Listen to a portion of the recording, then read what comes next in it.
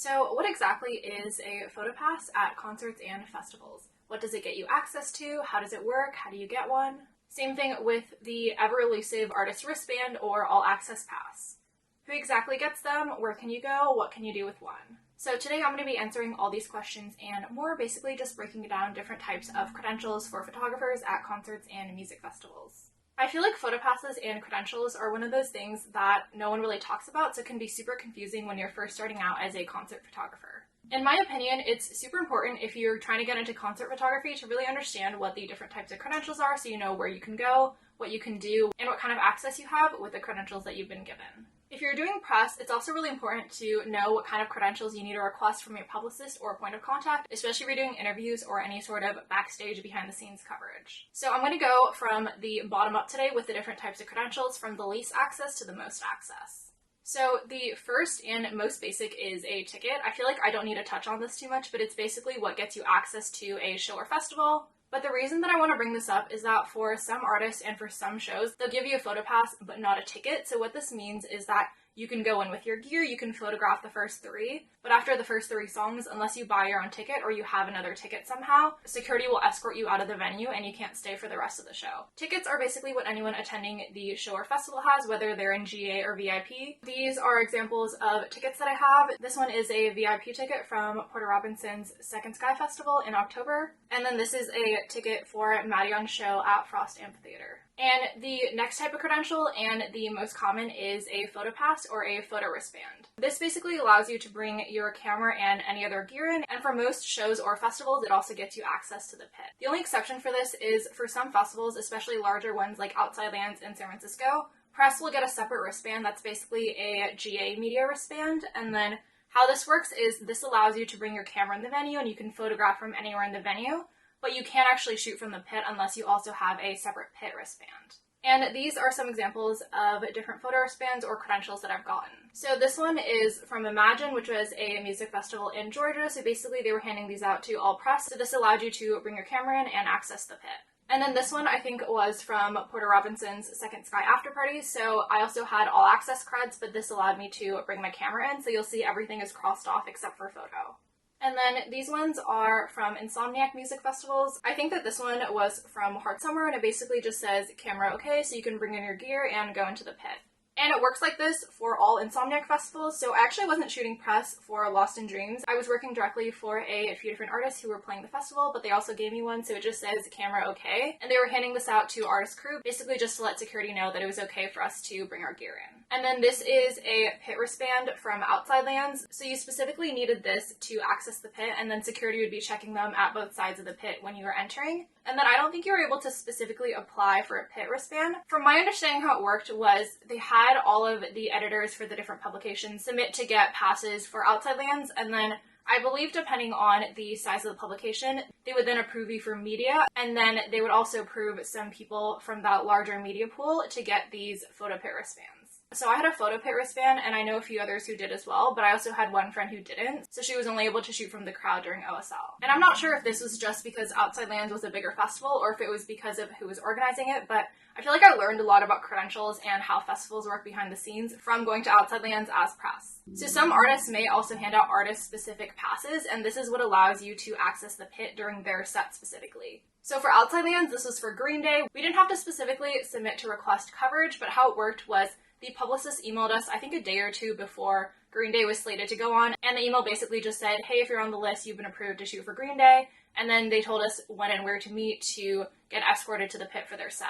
But something that was really interesting was that some larger publications, I think, got approved to send more than one photographer out for the festival, but Green Day was only approving one photographer per publication to shoot them from the pit. And this is kind of what the photo pit sticky for Green Day looked like. It just said Green Day Media, and then it just said photo, and then the day that Green Day was playing. I think that Outside Lands is probably the largest festival that I've shot so far, probably hence all the restrictions around credentials, but they also required photographers to apply for a bag tag to bring in their gear. How this worked was they sent out a forum, I think a week or so before the festival after they told you that you'd been approved, and then you had to submit like the specifications of your bag. So I was using the Peak Design Everyday bag, and then I had to submit that, and then I had to bring it in, and then they would match it up with the bag that you brought in, and then they would tag your bag for you. So basically it just had the Outside Lands logo, and then it said approved, and then you had to have these attached to your bag at all times when you were inside festival grounds. In addition to a photo pass or media wristbands, some festivals also give out wristbands for press lounge. So as the name suggests, this gives you access to the press lounge. So this is what the press wristband looked like for Hot Summer. It just said press lounge on it, and then you had to show this to security to get in. So the press lounge is usually where photographers and media go in between sets. They have outlets, Wi-Fi, water, snacks, and I haven't been to too many just because I've usually had green room access, so it's a little bit less crowded. But usually you'll see photographers kind of like offloading photos in between sets, making sure that everything's backed up, charging their camera, charging their laptop, so it's basically just a place for media to unwind. And I think that this is something that is really beneficial, especially if you're shooting for a publication that requires same-day turnaround. I've heard that some publications will send out a photographer who uploads all the RAWs or JPEGs, and then someone else offsite is processing those photos so that they can go up online as soon as possible. So I think that festivals having that dedicated press lounge helps to kind of expedite that workflow and make it possible. Sometimes, depending on the size of the festival and how it's run, they'll also have event-specific wristbands or credentials. This is usually for pool parties or events that are billed separately. One example of this was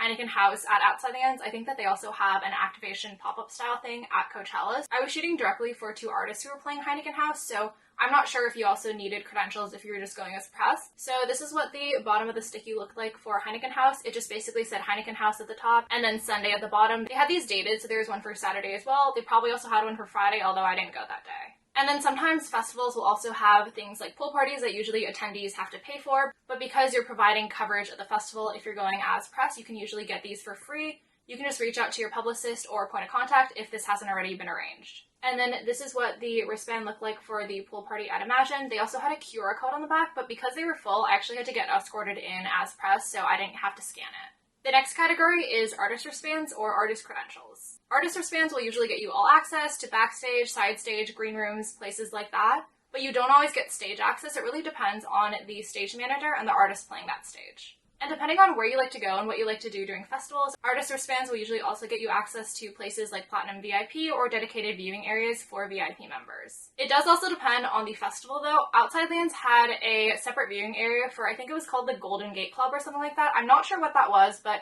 we did not get access to that with our artist credentials, so it definitely does depend on the festival and also the level of credentials that you have. Outside Lands was the first festival I went to where they had different tiers of artist credentials, so they basically determined this by which artist or artist team you were affiliated with. Depending on the stage that the artist you were with was playing, that was kind of what level of credentials you had. I had a yellow wristband, so I was able to access all the stages and backstage areas except for main stage. So this is what the wristband looked like for Outside Lands. This one is yellow, and then it would either be yellow or green if you had a different type of credential.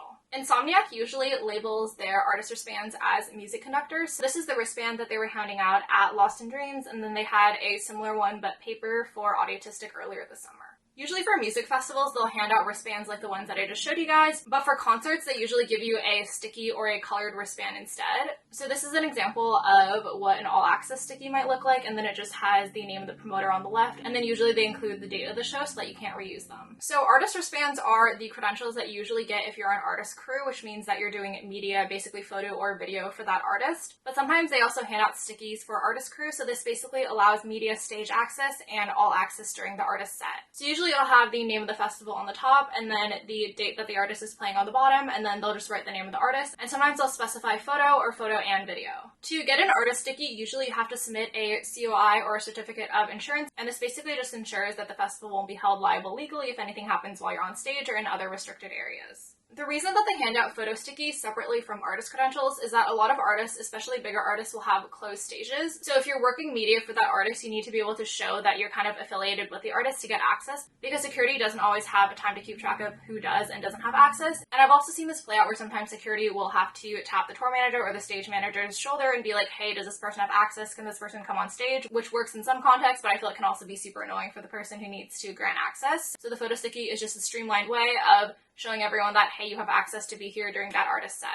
And then this is an example of another photo sticky. So this is from Porter Robinson Hot Summer. It just has his name on it, and then it just says Sunday, and then video is crossed out, so it was photo only. Sometimes instead of doing a sticky, which is usually reserved for media like photo and video, an artist will hand out specific wristbands to their entire team. So these wristbands are coming from the artist team directly and not from festival or productions. So this happens especially if there's a closed stage. For example, for Fred Again's set at Portola, he had a closed stage. So everyone on his team who was allowed stage access had a specific wristband, so you had to show that to get on stage or or backstage. Same thing with Millennium, he did that at Outside Lands and I think also at Imagine as well. And this basically just ensures that no one has access who the artist doesn't want it to, and that everyone who's there is supposed to be there and has prior approval. And the last category of credentials is production. So I don't have an example of this to show you because I've never worked production or in-house for a festival, but basically this applies to in-house media, so the photographers and or videographers who are hired by the festival to directly do media for them. And this also applies to festival crew like sound, production, lights, things like that.